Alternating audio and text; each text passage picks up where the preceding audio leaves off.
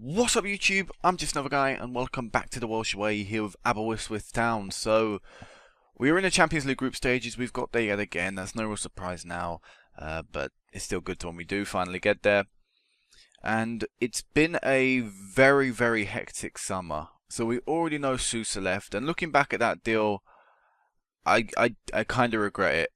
And these are all pre-recorded. I imagine there may be some comments about the selling of Sousa, but at the time, I thought it was a good deal. This has been a few days since I originally got from that point to this point, and looking back at it, the 8 million that I sold him for, he probably would have made more of that back with the goals he'd scored. It would have scored in the Champions League, you know. Or maybe I should have just kept him here against his will, sold him when he had maybe a year left, or just let his contract die out. But you know, the money we've got from him, we've managed to invest in other areas of the squad this summer. We're still going through a transitional period because I'm looking to get rid of another key player which may surprise a few people. And even next year, so the end of this season, we'll be getting rid of a player which we could be getting rid of a player that has had a key part of this club's history. But anyway, we'll go into the transfers now because we already know we're in the Champions League. There's not really much to look at there, but we'll go through them fixtures, obviously. But the outs is very important. So 8 million we sold Sousa for. Apart from that, a few people went out on loan. Ben Davies, Shaquille Hunter, and Torre all left on free. Now, something you may realise isn't there is Armstrong and O'Connor. That is because we managed to keep a hold of both of them. What I did is when they had a week left on the deal, I approached all them who were expiring and saw what kind of wage they were asking for.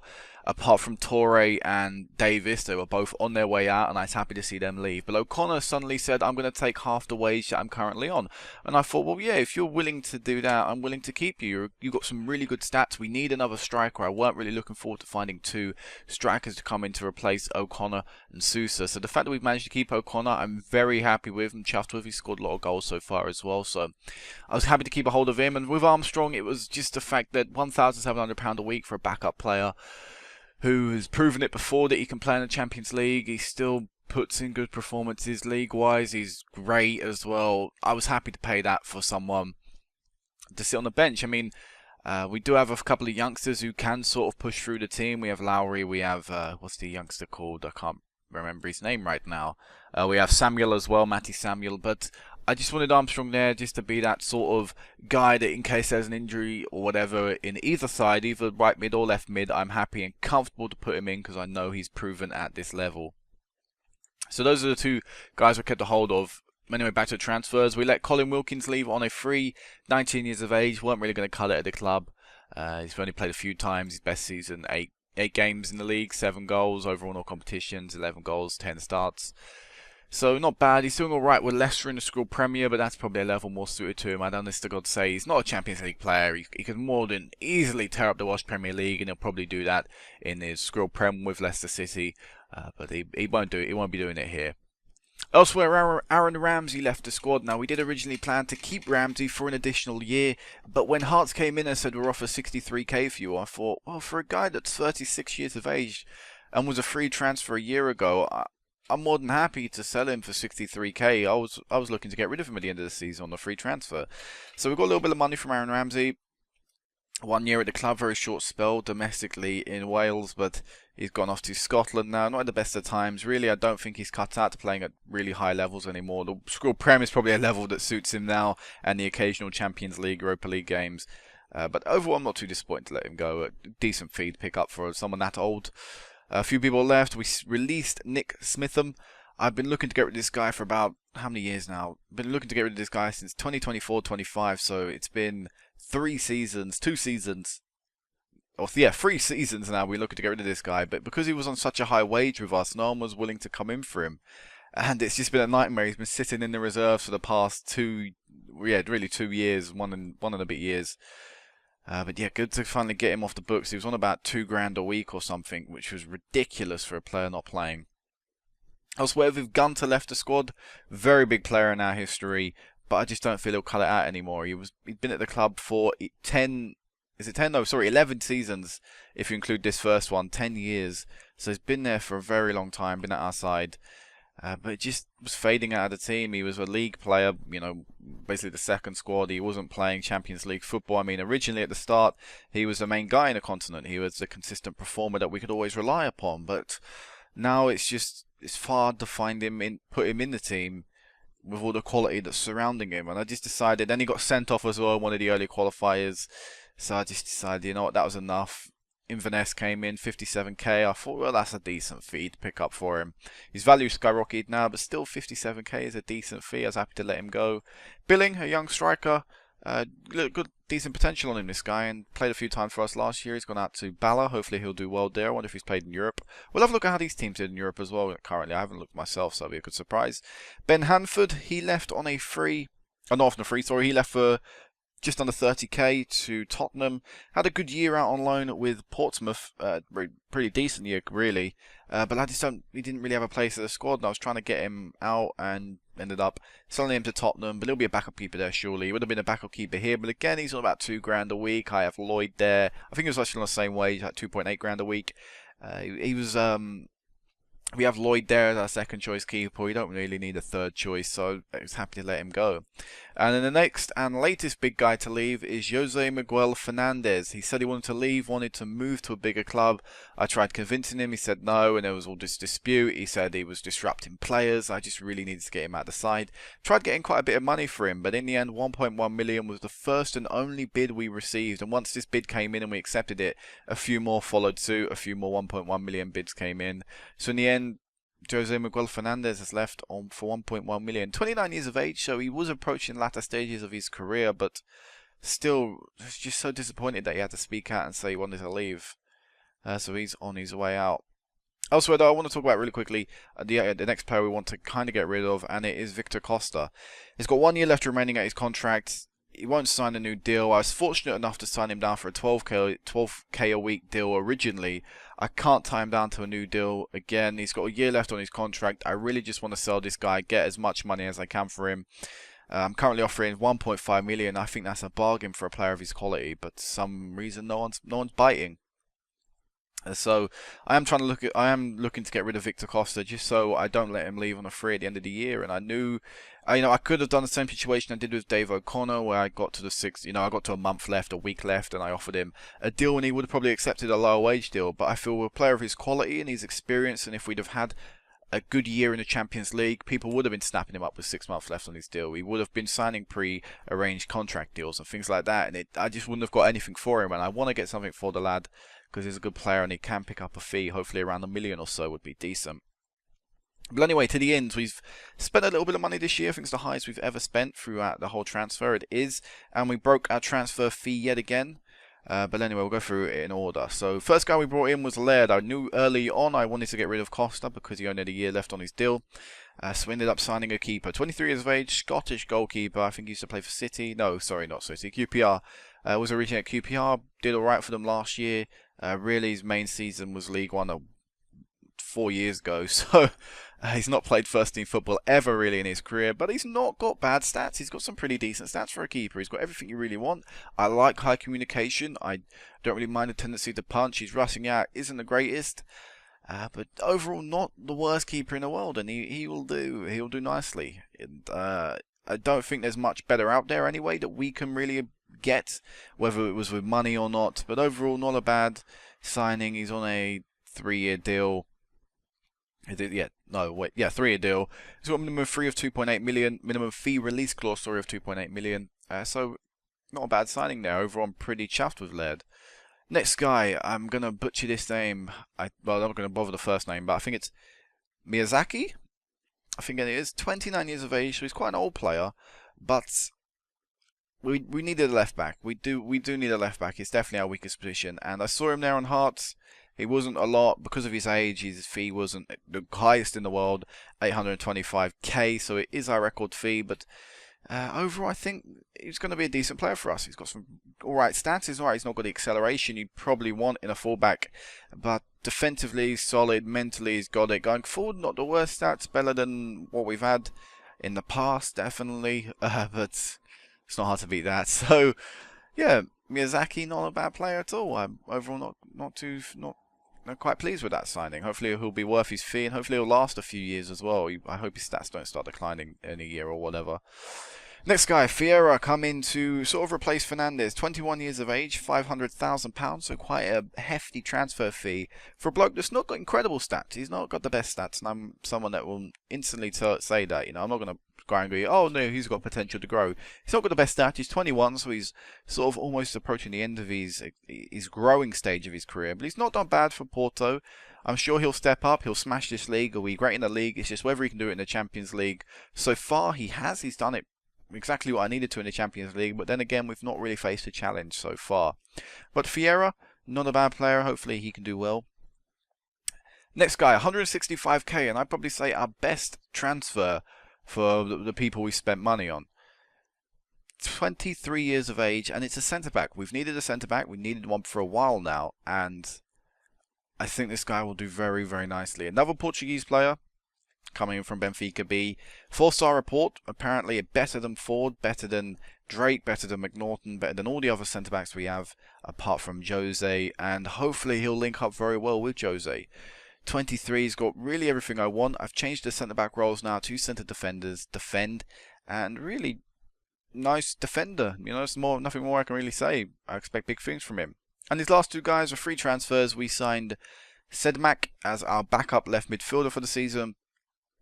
Or two, whatever. I don't know how long he'll be here, but overall not too bad. He's done well in the league, as you would expect anyone to do well in this league. And the next guy we brought in was a centre mid. Actually, he's a defensive mid, but I'm going to be playing him as centre mid.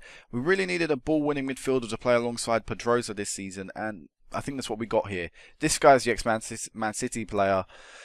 Again, been a few years since he's played first team football, but when he has, it's in the Championship, and he's done very well a few years ago. So he's clearly grown into a decent player. He's got some really nice ball-winning midfielder stats, which is what he's going to be playing as. And I think this is going to be a very good defensive-minded midfielder, something we've lacked at this squad for a while. Ramsey was sort of doing it last year, but he didn't have the best defensive stats. We finally got someone in that is really good defensively, and I'm looking forward to seeing how he goes.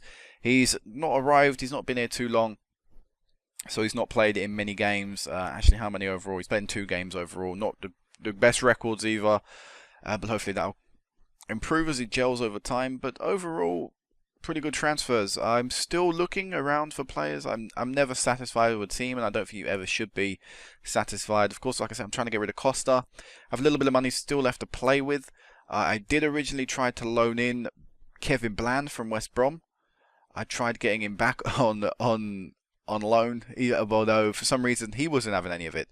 He ended up leaving on Everton, but I did try to get Kevin Plan back. He's not a bad player. He would have done as our right midfielder, our backup right back, or right back for the year. You know, he wouldn't have been the worst player, but he decided to go to Everton. So, you know, whatever, screw you. Didn't want to return to the club that sort of made you, but, you know, the sort of a middle finger back at the team. But I didn't get that. He was turning it down. West Brom were more than happily willing to accept the loan, but he wasn't willing to move.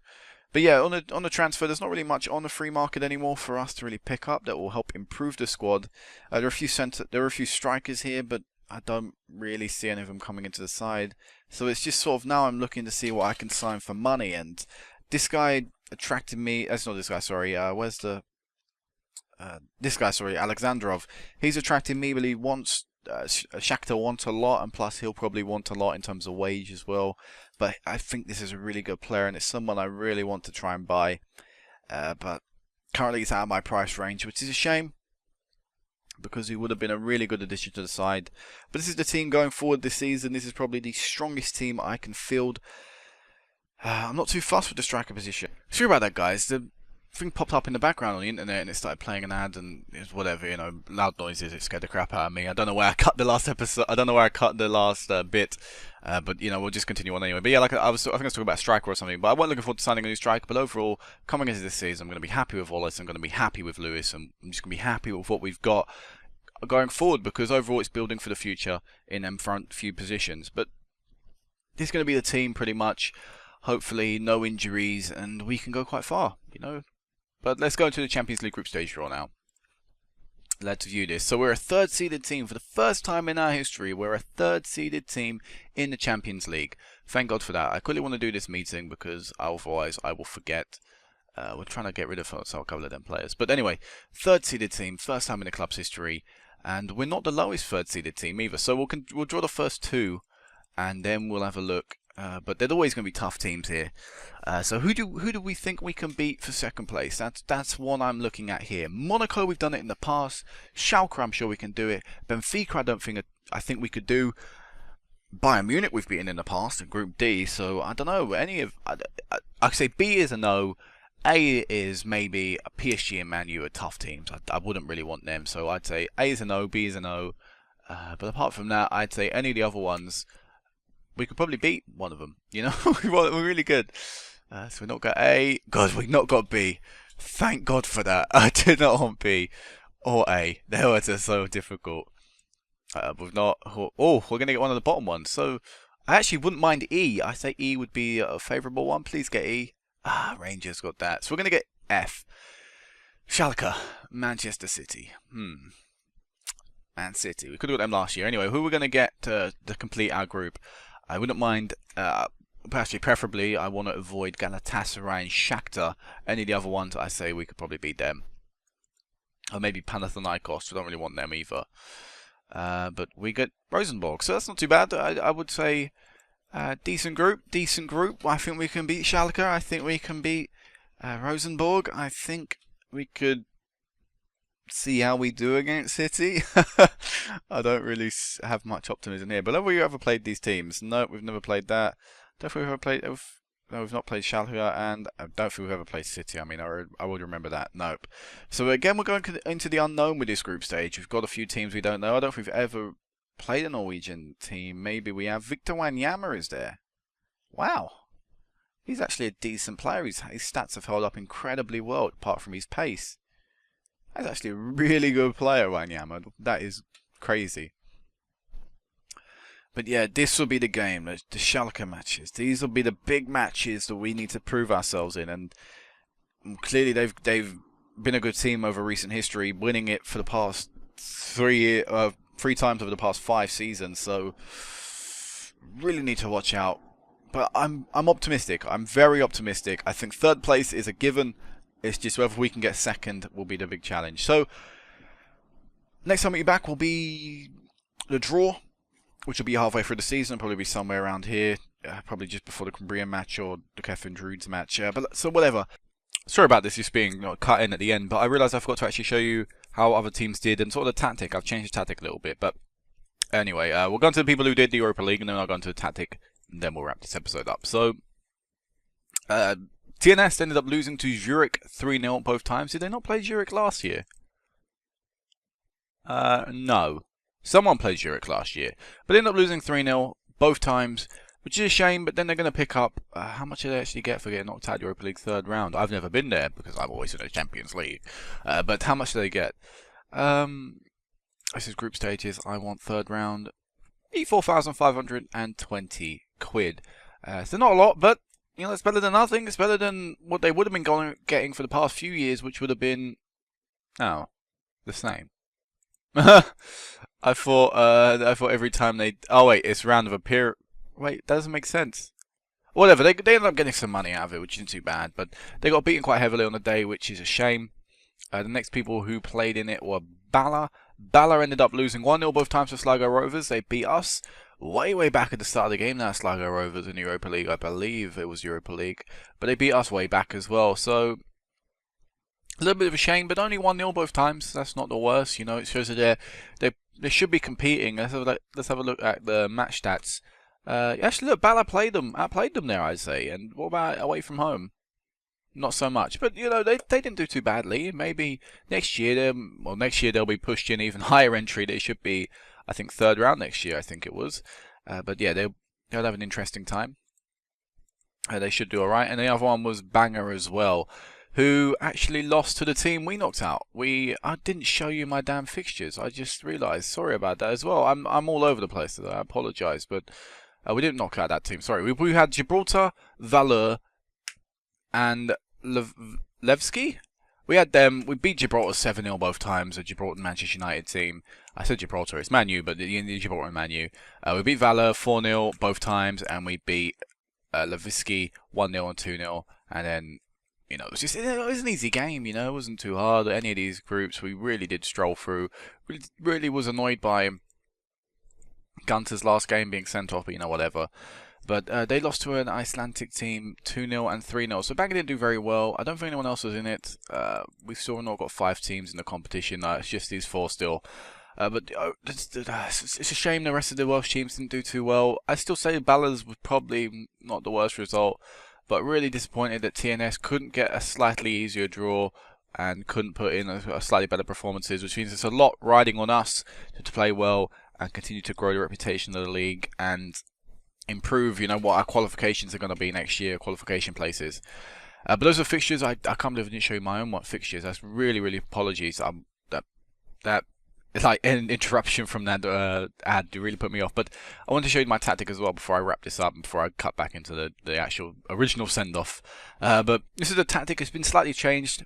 We now no longer have the role on to get stuck in. We no longer have that shout on.